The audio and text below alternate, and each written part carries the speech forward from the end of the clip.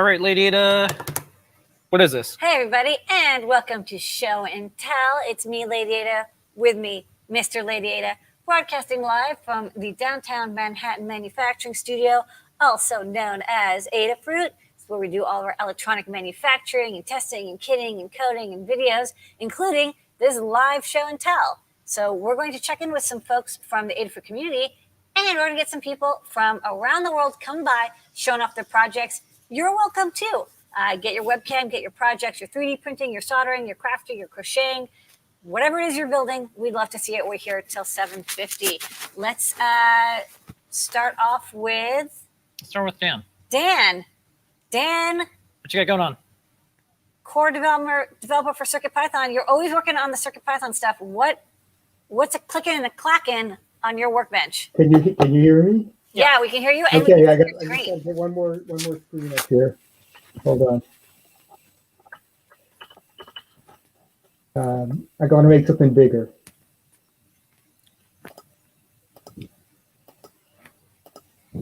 All right. Tuna. All right.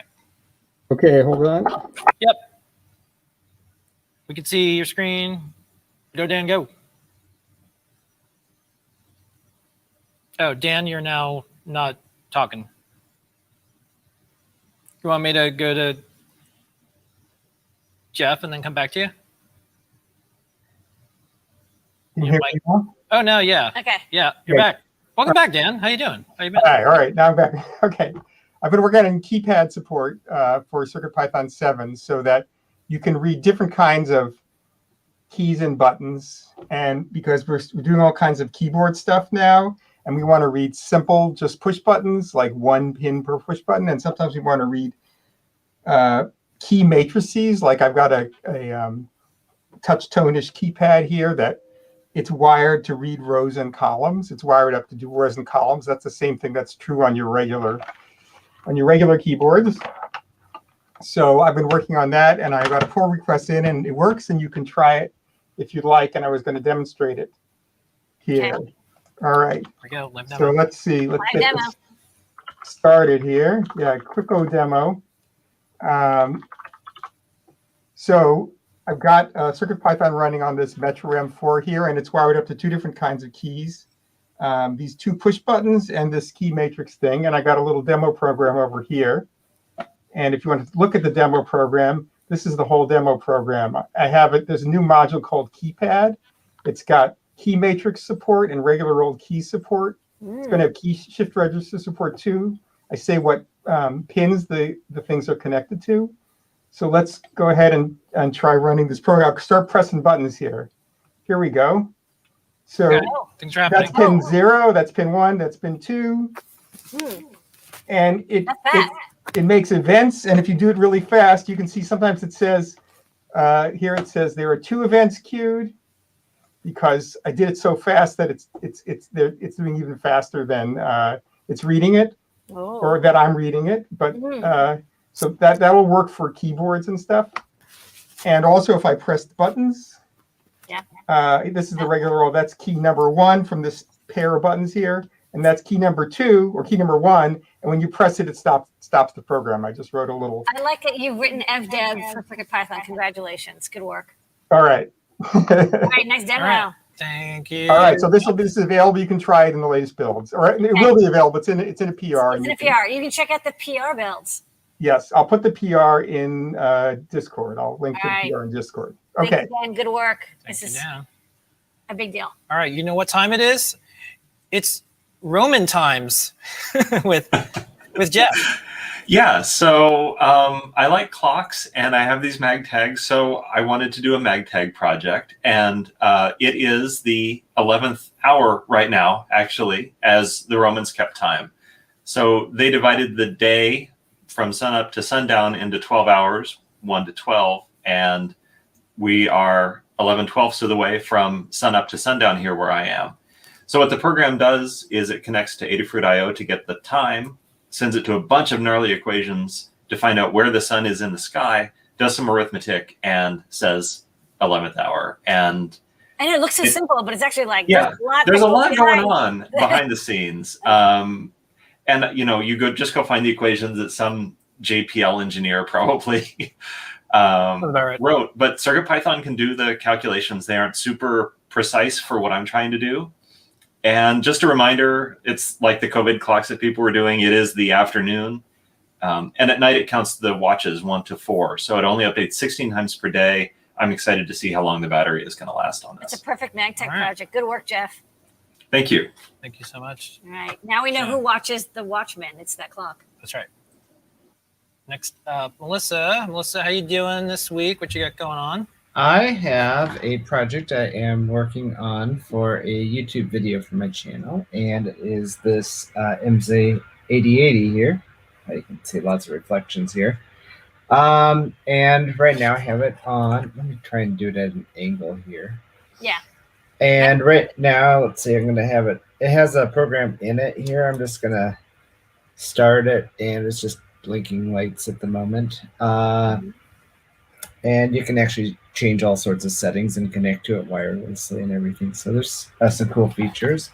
On the back here, it has like the whole circuit board set up, and this right angle connector is actually from Adafruit, and it is just the right size. All right. All you need to do now is port that to CircuitPython so you can program your IMSAI 8080 from within CircuitPython. That'd be cool.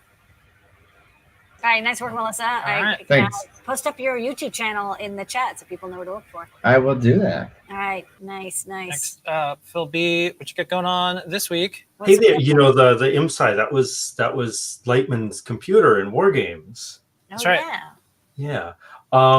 Anyway, I almost didn't show up because I found out, like, trying to get pictures of TFT screens, it's almost as hard as LEDs.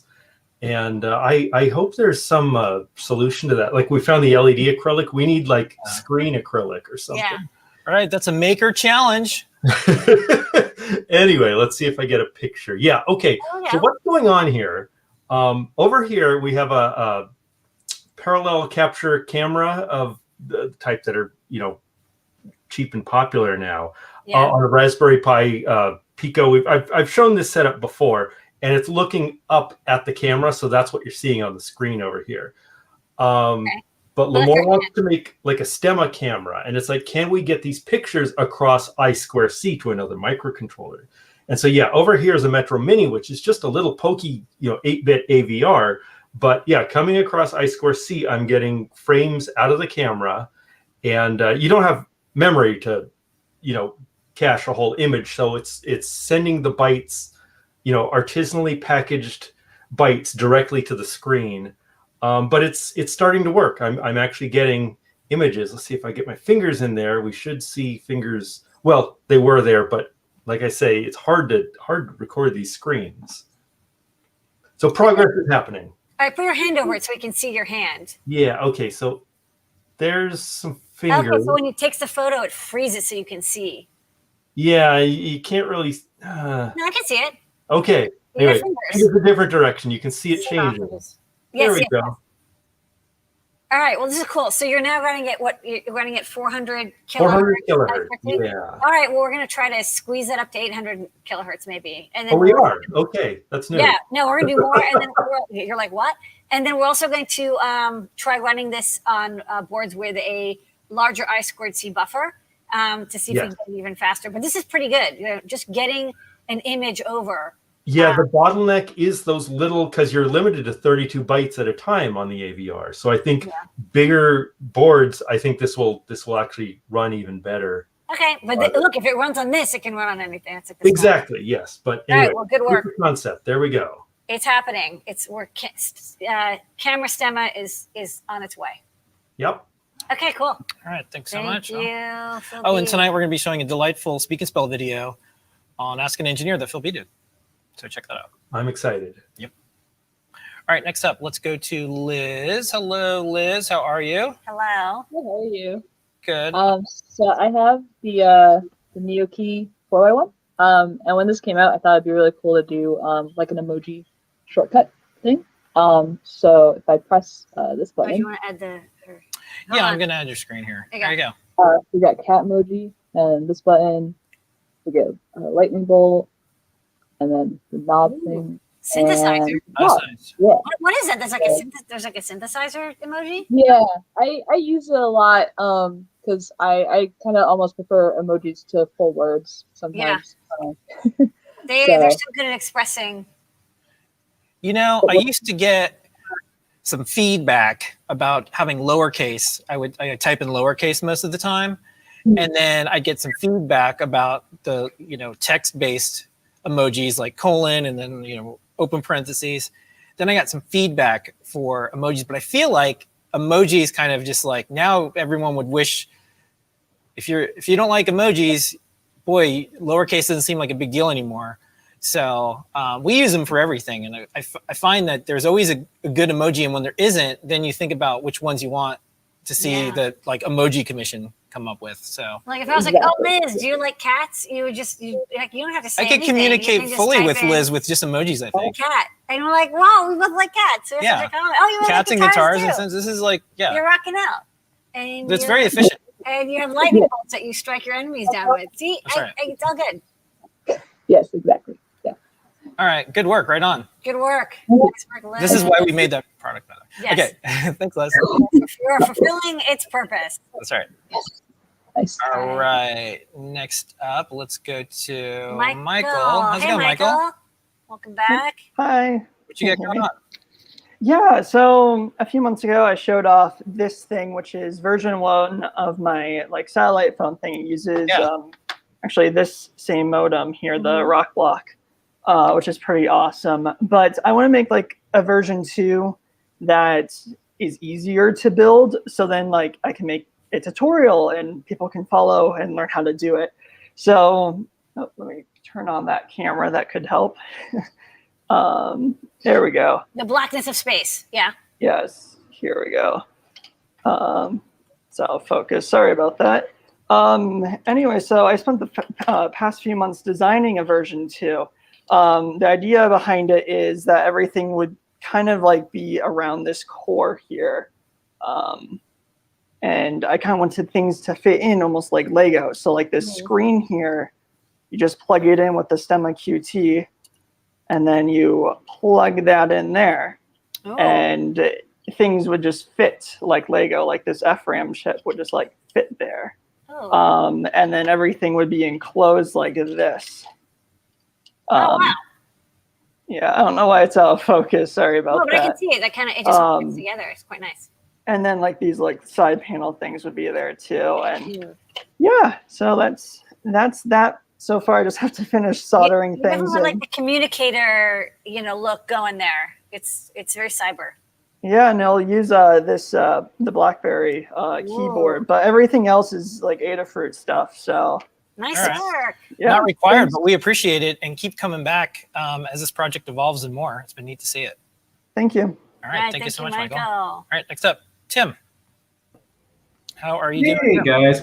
So a long time ago, I shared my Nixie clock project, and what's more fun than making more clocks with obsolete display technology? So these are a type of display I learned about from FranLab, which is an awesome channel. They're actually they have a bunch of teeny tiny incandescent lamps in them, and basically they all are loaded in the back here, and there are basically films that project and lenses that project the numbers onto a semi-transparent screen. In this case, just some Scotch tape. So the plan is to build a clock out of some of these and have more clocks than I ever know what to do with, which is maybe not the worst problem to have. That's what time is, things that clocks measure. I love this display too. I mean, it's got it's such an elegant look. I really feel like I'm in a 1960s sci-fi movie talking to some computer at this time. Yeah, and the bulbs only take about 15 milliamps, so I'm just driving them directly with the Arduino digital output, and nothing's blown up. So cool. Someone mentioned it looks kind of like an elevator too. Yeah, it does. Yeah. I like it. It's got a certain warmth to it. It's a vinyl. It's interesting. We're at this stage of electronics where some things seem calm and some things don't. This seems like a calm light to me. It's nothing stressful with this display. It's countdown to something. Sure, bring me my injection. It's all good now. Okay. All right. Okay, great. Thanks. Thank you, Tim. And thank you, Sylvania. All right. Next up. Alvaro. Alvaro, how you doing? Hey. Welcome back. Unmute your mic and tell us what you're up to. So I have a couple of things. This is my diver's card, and that is important because I'm going to this place in October. I'll be there a complete month. Wow. It's going to be in Isla del Coco, which is a place that only researchers get invited to. So that's pretty exclusive from Okay, you're going to go and see that giant fish underwater? Yep. Okay, Yeah, I was going to teach you CircuitPython maybe. Yeah. Yeah, I'm actually going to teach the park rangers how to code and how to do. This is really happening. I'm actually taking my fun house over there, so they're actually going to learn on this one. Yay! All right. Well, thanks for teaching folks around the world programming. This is good. Yeah. So I also this week I got this thing. This is one of the first Chinese RISC-V boards. I actually haven't even taken out of the box. So this is. It's called the Nisa. It only has one core and like 2 gigs of RAM or whatever. I haven't even taken it out of the box. So this I'm going to do this week. So thank you. Yeah. What board so for the RISC-V boards, we have one from, I want to say Cipede or something like that. There's Cipede makes one. And then we have one from BeagleBone. High Five makes one. Yeah. BeagleBone. There's a BeagleBone C3. Of course, RISC-V. There's one in the ESP32 C3, and also the S2 I think has a micro RISC-V core. So people are starting to do RISC-V. Yeah, one of the things that I think folks are waiting for is for us to make sure Blinka works on all this. So if you want to work on that, let us know too, because we're going to be spinning up. Yeah, we actually don't own any of the Linux RISC-V boards. I think we tried to get one and they were not available. Yeah, these are actually kind of cheap, like $100. So these are gettable. That's not too bad. As soon as I turn it on, I'll get Blinka working on it. Yeah. And I have like half of it working already on the Beagle. So I'll show. Okay, cool. Drop me a note, pt@adafruit.com when you get stuff going. And our team is starting to do some of that too. But the boards just came out. But I think that'll allow people to use them because the boards are out, but there's not enough projects yet because they just came out. And if all this code should work with something. Correct. Right on. And, okay, well. I'm a RISC-V member since this week. So congratulations. So all right, so you have your work cut out for you. You're set up. Yep. All right. Enjoy well, if you can, while you're traveling too, stop by the show. Let us know how you're doing. Yeah. Well, they actually don't have internet over there, so no internet. All right. Well, take some photos. Well, that's why it's and CircuitPython. You can code without internet. Take some photos and show it to us when you get back. Will do. All right. Thank you so much. Enjoy. All right. Thanks, everybody. That is our show and tell this week. I have to add a couple things to the Ask an Engineer show, so this is really good timing. This early, but we're going to get ready. So we're going to stretch, and we'll be back here in 10 minutes for Ask an Engineer. All right. We'll see everybody next week. Thanks for making this the best half an hour-ish of our week every single week. This is Show and Tell, the longest running show and tell live on the internet for like a decade now. Yes. Thank you so much for making this a fun night to look forward to every single week. Okay, bye, everybody. Bye, everybody.